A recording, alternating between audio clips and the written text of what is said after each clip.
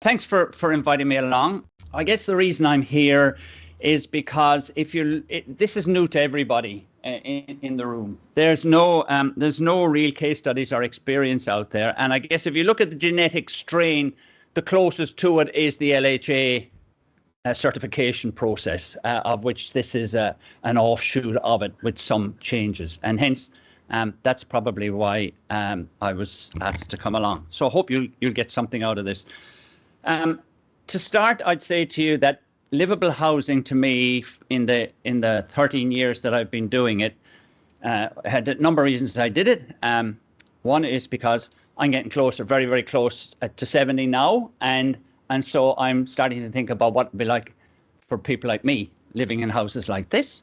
Secondly is my background's Irish, as you can probably tell. I don't know how you could tell, probably because you've known me.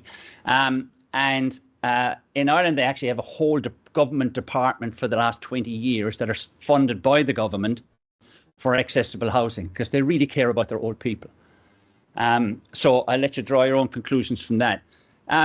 The other reason I was interested in this, because people say to me, what is livable housing? I say, it's like an airbag in your car, right? You never know it's there.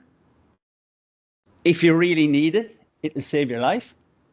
It's built into the cost. And I'd hate to be selling a car today without an airbag. So that's what we're putting in. You'll go into the house and you won't notice any difference. It'll just function much better. And I think I can say that after 300 or 400 of these, including apartments and including with tier one builders, were very difficult people to deal with at the best of times. Right. So what I want to look at the case study with Sean. So Sean, you have 1 minute. I'm going to take the other 9, right? So I want to have a look at this. We got involved in this right in the very early start. So reflecting back to the energy earlier on, earlier better, get right in there as early as you possibly can. And that gives you the opportunity to I guess, to make a difference without impacting too much the cost. Retrofitting is very dangerous and very expensive. And so we don't want to do that if we can avoid it. The difference between what we have now is mandatory requirement, whereas LHA, I'm going to refer to LHA as Livable Housing Australia, not the guidelines, were guidelines and they were voluntary. So there was no smack over the handle.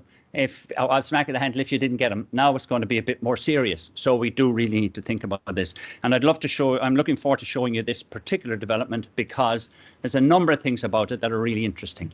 Apart from all its energy profiles it had, which is it's exemplary, what it does from an energy point of view. We also looked, or the government also looked at making it LHA silver throughout. There's 189 townhouses. There's 189 lots on this, of which 182 are terraces. But the unique thing, these are built to boundary. So the very front line of the unit is the boundary. So try getting a 1 in 14 pathway in that one, right? Landing on a 1200 or a 1200 by 1200 level area. So quite difficult.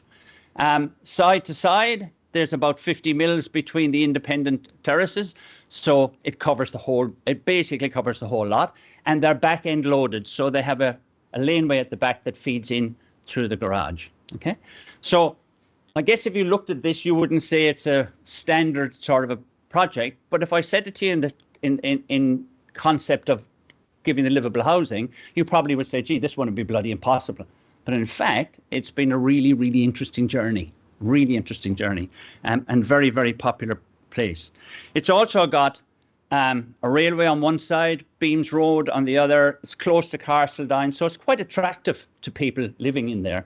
And when I go and do my final check on the building, clients often say, what's it all about? Why are we doing this? And when I point it out to them, they go, oh, yeah, you're right. It's easy to get the pram in, or, you know, if I have a set of crutches or whatever it is. So it all makes just so much sense. And believe me, in my 40 years in Australia and all of that in the building industry, we've come up against much, much bigger rocks to swallow than this over the period of time. We really have. We're great people builders. We're very clever people. We're so clever that we built a 102-story Empire State Building in 1 year and 48 days. One unit completed every 4.4 days. That's how smart we are. Everybody said you couldn't do it. And you couldn't drop a hammer because it would fall 102 stories down and take someone out. For those that are interested in the workplace health and safety, because I noticed that great photograph you had of the child with the hammer and thing, I thought, whoa, health and safety will be a trouble here, is they factored in 112 people will die on that job, one a floor. They ended up with 3 people dying on that job over 12 months. So that's what we can do if we really put our mind to it. And I think this is a great example of, you'll find the answers. They're there. They're like Lord of the Rings. They're in the bottom of that pool. You pick them up, put them on, and away you go. All right. So I really want to talk now about that little caption down the bottom about the size of our frontages. The biggest frontage is 70% smaller than the exemption frontage. So huge. We're building on 4.5 meter frontages and 6 meter frontages and 8 meter frontages. So, and we managed to get them all silver so far, right, Sean? Yeah, so far. Okay. So we're going from 8.4 to 4.6. So frontages, while they are an issue, and pathways, while they are an issue, can certainly be overcome. Okay, let's see where we go from here. Right. So here's my advice. I have 3 slides to show you from my advice. The first thing is advice early. Get in there early. Don't wait. Right? If you wait, you're too late. It won't work. Get in early. Design around these issues. Don't try and paint over the cracks. You can't do it. Won't work. Anyway, cracks are more than 5 millimeters. You can't have them. Make sure that you comment, which I had to do, is comment, advise, and provisionally stamp these at design. Just because these aren't LHA certified, don't let that go. Get your designer, even internally, and say, I want your signature on the bottom of this, that you've covered this, and we've got all these points covered. Otherwise, when it gets to site, the wolves are free. Right? You could get anything at the end. Right? So make sure that brief the builders, your builders being subcontractors. Talk to them. Because the interest I get when I go, what are you doing? Why are you doing that? Because of this and that.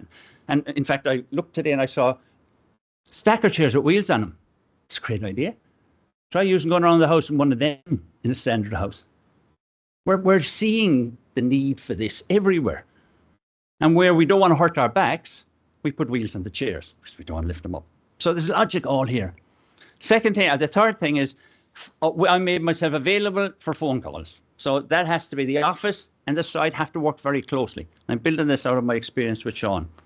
And then I had to site visit at practical completion to make sure that what was done was done. Tolerances, 0. That's all I can tell you, because I've not yet anybody to define a tolerance and keep to it. 3 or 4 mils won't matter. Yes, it will. Why? Because it's not 0. But 3 or 4 mils, if I leave it go, will be, but you left me go with that up there, so why can't I get away with this down here? Be careful. Design for 0. If you can talk someone into giving you more, then good on you, but design for it. Now, here's a home. I'm not stealing any plans here, because this never actually got built. But the learnings I had was finish levels are crucial. Site levels are crucial. Over here, there was about $100,000 spent on re-leveling a big part of one of the stages, because the civil guys said, but it's only that much out. But it wasn't at the level he was asked to do. He was used to doing it wrong. And wrong becomes right when you do it often enough. Dual entries wherever you can. Front door and from the garage. That way, if you bugger one up, the other one might work. If you bugger both up, you're in big trouble. But I've warned you. Both entries if you can. Document dimensions are to stud, not to finish. I had one major builder on the Sunshine Coast have to pull down a complete hallway because he'd measured. Because what they did is they started at the edge of the slab, the framers, and they built in. Whatever's left in the middle, that's the corridor. No. Now you measure from the middle and you go out. because if the bedroom's 5 mil smaller, it's fine. But the corridor's 5 mil smaller, doesn't work.